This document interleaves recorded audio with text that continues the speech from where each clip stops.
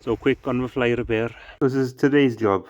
Track roller, and in this one you can't change your bearings, so bearings totally collapse in it. So in the races there and there left over, but they're C-solid in there. So I'll run a good blob of weld right round it, so the heat of it will help to break it, break bond the rustily, and try to whack it out. So we'll see how it goes. So there you go. So run a bead right round it to get nice and hot, and there's a bit more chance to get it out then. So it worked this time anyway.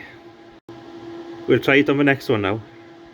If you couldn't actually see what I meant earlier, so you see the end of my wire then, you see that? That's the outer race of a bearing, well, what's left of it really. So I'll run a weld right in the middle of that, like that one.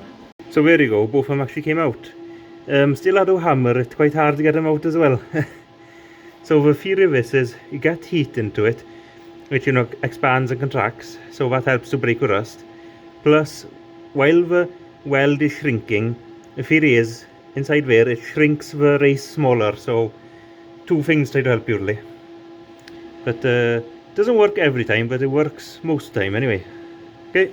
They've done studies, 60% of the time it works every time.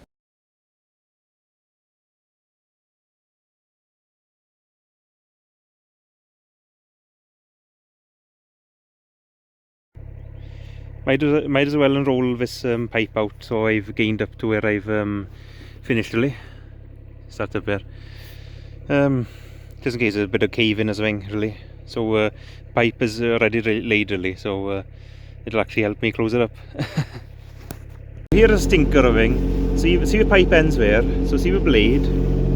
See my track, so the length of the tracks now, length of the digger, and I'm literally there.